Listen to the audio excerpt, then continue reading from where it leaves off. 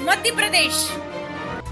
ग्वालियर में कलेक्टर सभागृह में प्रशासन और चैम्बर ऑफ कॉमर्स सहित अन्य व्यापारियों की बैठक का आयोजन किया गया, जिसमें 7 दिन का होने वाला लॉकडाउन को लेकर चर्चा हुई।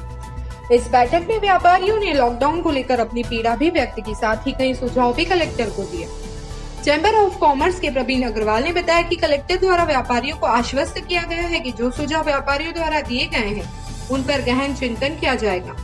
कालाबाजारी मामले को लेकर अग्रवाल ने कहा कि व्यापारी कभी कालाबाजारी नहीं करता, बल्कि बीच के कुछ लोग माहौल खराब करते हैं। वहीं कलेक्टर सिंह ने कहा कि स्थिति गंभीर जरूर है, लेकिन हम तैयार हैं।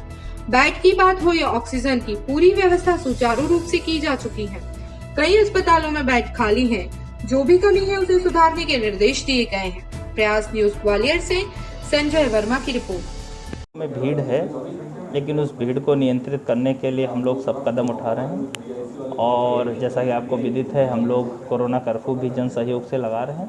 किसी को किसी प्रकार की दिक्कत नहीं आने दी जाएगी। बेड अवेलेबल है, ऑक्सीजन पर्याप्त है, मेडिकल कॉलेज में पर्याप्त रेमडेसिविर इंजेक्शन है और आज से जो है प्राइवेट सेक्टर में भी पर्याप्त सप्लाई सुनिश्चित की जा रही है, तो किसी को चिंतित होने की जरूरत नहीं। सहयोग मिलेगा आपको?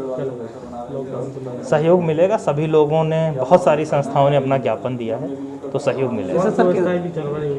स्वास्थ्य व्यवस्थाएं एकदम दुरुस्त हैं, बेड खाली हैं। आप जाके पता कर लीजिए, सुपर स्पेशलिटी में 120 पेशेंट भर्ती थे, सामने का 85 बेड का जो टीबी वार्ड पूरा खाली है, डिस्ट्रिक्ट हॉस्पिटल में खाली है, तो बेड की कोई कमी सर पिछले 2 दिनों से सब्जी मंडी में भीड़ कुछ ज़्यादा ही हो रही है सर। नहीं, वो उसको हम कंट्रोल करेंगे। मैं अपने एडीएम से बात करूंगा, अगर ऐसा है तो मैं तत्काल कार्रवाई कराऊंगा। सर एसएससी का एग्जाम सर है संडे को, और उसको लेकर सर कुछ लोगों को परेशानी है सर कि प्रशासन को एग्जाम नहीं होगा ऐसा कुछ एसएससी संडे। मैं इस मुद्दे को देखूँ। ने यह आश्वासन दिया है कि लॉकडाउन को खोल दिया जाए, तो क्या व्यापारी संगठन कलेक्टर साहब के निर्णय के साथ है? देखिए, व्यापारियों ने अपनी पीड़ा को रखा है और हम अकेले चैम्बर ऑफ कॉमर्स ने नहीं, बल्कि जितने व्यावसायिक संगठन शहर के अंदर हैं, स्थानीय व्यावसायिक संगठनों ने अपनी अपनी बात को, अपनी अपनी पीड़ा को सुझावों के साथ रखा है कि लॉकडाउन के क्या विकल्प हो सकते हैं, उस सुझावों के साथ सामने प्रस्तुत किया है। मुझे लगता है कलेक्टर साहब ने ये भी कहा है कि वो निर्णय निकालने से पहले उन सुझावों पर गौर करेंगे और विचार करेंगे और विस्तार से उस बात को सुना है। हमें पूरी आशा है कि अब जो भी ऑर्डर निकलेगा वो व्यापारियों के उन समस्याओं को सुनने के बाद उनके जो सुझाव दिए गए हैं उसके अनुसार निकलेगा।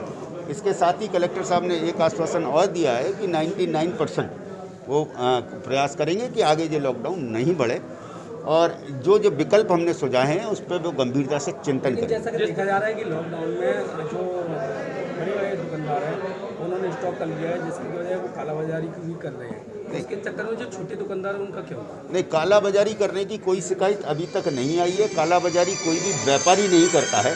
व्यापारी की आड़ में कोई दूसरे व्यक्ति घुस जाते हैं अंदर जो कालाबाजारी करते हैं, और अगर जो कालाबाजारी करते हैं तो प्रशासन उसके खिलाफ कार्रवाई करे। हम चैम्बर ऑफ कॉमर्स कभी उनके साथ नहीं। सर पहले मेला लगा दिया गया जिस तरह से, फिर बंद कर दिया गया जिससे, और दोबारा आप लॉकडाउन लगा दिया, क्या व्यापारियों की आर्थिक बताओ? इन्हीं सब बातों को उदाहरणों के साथ कलेक्टर साहब के सामने रखा गया है और कलेक्टर साहब के सामने रख के उन सब बातों को पूरा बताया। क्या कल से लॉकडाउन लगेगा?